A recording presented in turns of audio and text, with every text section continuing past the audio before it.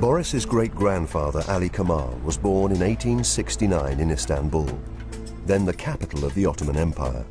Ruled by powerful sultans, the once mighty empire was now in decline, but it remained a force to be reckoned with. The Istanbul of Ali Kemal's childhood was a vibrant cosmopolitan city. Lots of traditional Turkish geezers doing their thing. Watch out there. Boris still has relatives living in the city. He's on his way to meet his cousin Sinan, a grandson of Ali Kemal. Excuse me. Kirashli masjid, okay. He's hoping Sinan will be able to tell him about Ali Kemal's early life. Maybe this is the Kirashli masjid. Sinan, how are you? You made it. Lovely to see you. How are you now? Listen, Sinan, why did you ask me to come to Kirashli masjid, okay? My grandfather, your great-grandfather, Ali Kemal, was born somewhere in Syria. He was born somewhere, right? Somewhere. So he lived here for a while? He spent most of his childhood here. We don't know exactly which building it was in? No, somewhere in Syria. Ali Kemal's father was a wealthy merchant who gave his son a traditional Muslim education. He went to a Quranic school. Right. And the curriculum consisted in memorizing the Quran. The whole Quran? The whole Quran, which is quite a feat when one considers that he was aged 6. And which language was this in? In Arabic. Hey, here's the incredible thing.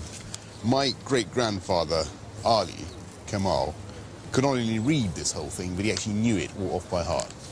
Amazing.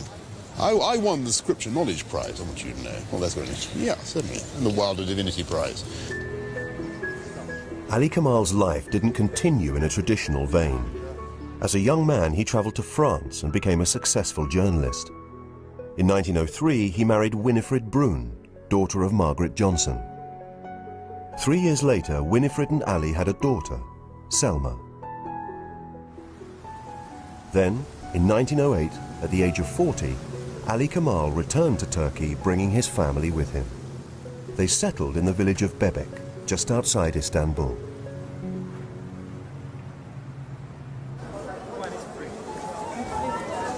Boris knows that on his return to Turkey, Ali Kemal continued his career as a journalist. Ben, how are you? Very nice to meet you. Nice to meet you. We're going to go to the library eventually. He's meeting up with historian Ben Fortner. As a journalist himself, Boris is keen to see some of the newspaper articles his great-grandfather wrote. Ben's taking him to the library where the originals are kept. So, Ben, what is this? You can read this stuff, can you? Yes. This is the original copy of the newspaper that your great-grandfather wrote for. It's called Ikdam. Ikdam. And your great-grandfather, he's the lead columnist. Okay. Let's say, is that the right term? Okay.